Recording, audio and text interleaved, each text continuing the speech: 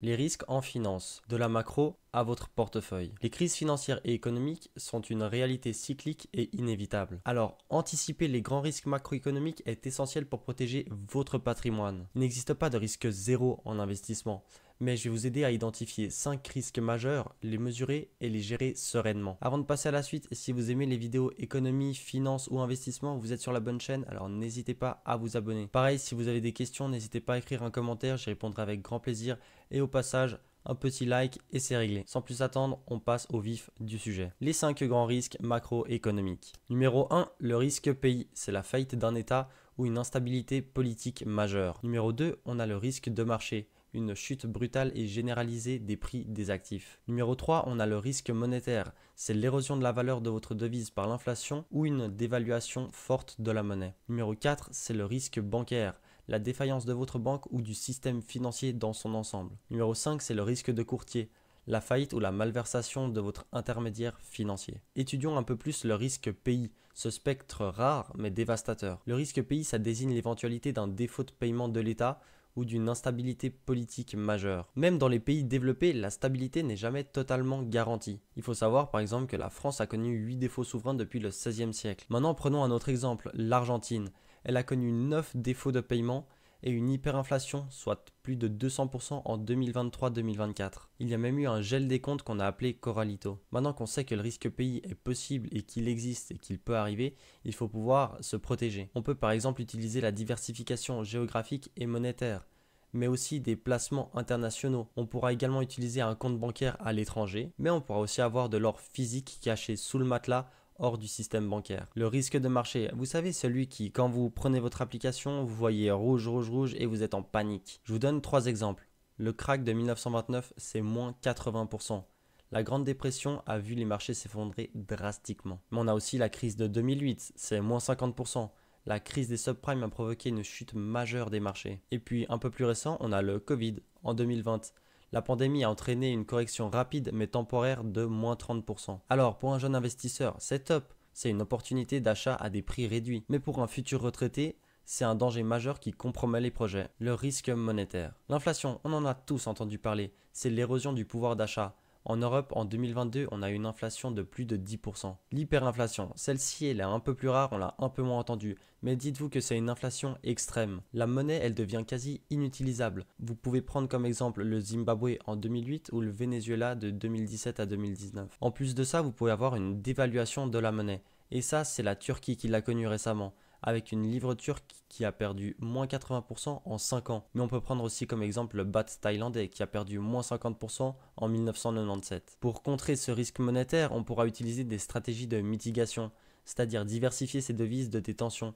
On pourra utiliser du USD, du CHF ou encore du JPY. Mais aussi on pourra détenir des actifs réels comme de l'or qui est une valeur refuge historique. Et les pro-crypto me diront qu'il y a une troisième solution, c'est de détenir du Bitcoin par exemple.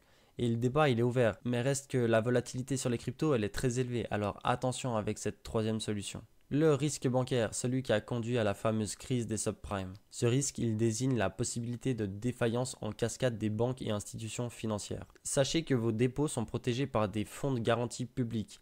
En Europe, c'est 100 000 euros par client et par banque. Mais au-delà de 100 000 euros, vous n'avez plus que vos yeux pour pleurer. Et on peut prendre l'histoire pour voir que ces risques bancaires, ils ne sont pas rares. On a eu en 2008 la crise de Lehman Brothers qui a figé les marchés. Et plus récent, en 2023, on a eu la faillite express de la Silicon Valley Bank et celle-ci a entraîné 2 autres faillites, avec la faillite de Signature Bank et également la faillite de First Republic Bank aux États-Unis. Conséquence, tous ceux qui avaient plus de dépôts que la valeur garantie, ils ont perdu leur argent.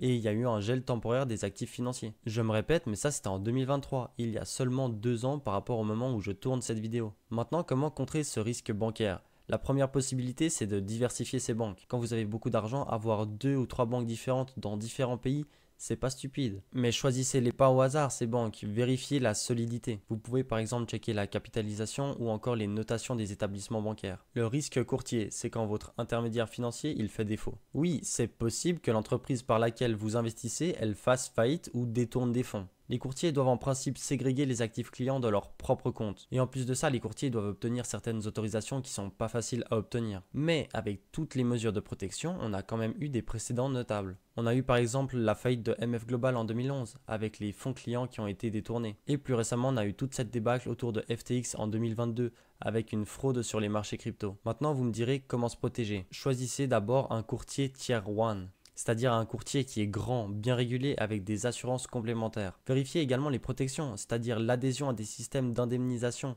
Par exemple le SIPC aux États-Unis qui garantit 500 000 $ par client. Mais aussi diversifiez-vous. Si votre portefeuille est important, alors ayez plusieurs courtiers. Vous aurez peut-être remarqué, mais je n'ai pas parlé de protection contre le risque de marché. Et là, on va étudier d'abord comment on peut mesurer le risque des actifs financiers. Ensuite, je parlerai de comment vous pouvez réduire ce risque de marché. Très bien, alors sur les marchés financiers, vous pouvez mesurer le risque de 4 façons différentes.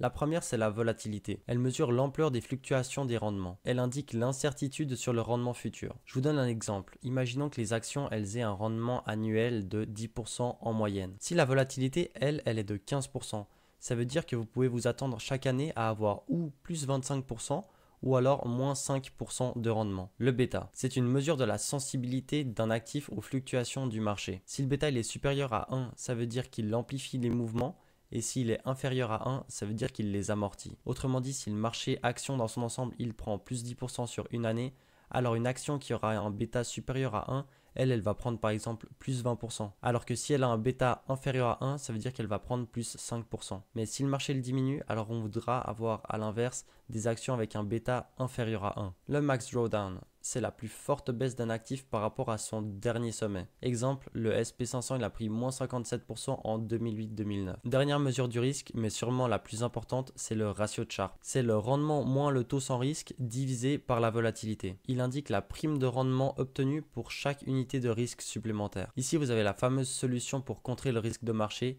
et c'est la diversification. Mais elle peut prendre plusieurs formes. Par exemple, la diversification géographique, c'est ne pas se limiter au marché de son pays. Donc une personne européenne, elle voudra investir un petit peu aux États-Unis, un petit peu en Europe, un petit peu en Asie, un petit peu en Afrique. Et ça permet de réduire le risque de marché du pays spécifique. Mais on aura aussi une diversification interactive avec combiner des actions, des obligations, des matières premières, de l'immobilier, des crypto-monnaies, du cash. Et la dernière, c'est la diversification temporelle, c'est-à-dire investir à différents moments pour lisser le risque de timing. Parce que si vous investissez tout pile au moment d'un crack financier, et bien là, vous êtes vraiment mal. Donc toutes ces formes de diversification, elles permettent de réduire le risque de marché. Et gardez bien ça en tête, la diversification est le principal moyen de réduire le risque d'un portefeuille sans nécessairement sacrifier du rendement. Pour diversifier correctement, on voudra faire attention à la corrélation, et une fois qu'on aura un portefeuille bien diversifié, on aura une volatilité réduite et un ratio de Sharpe bien plus élevé. Maintenant que vous avez toutes les clés pour comprendre les risques macro et les risques financiers,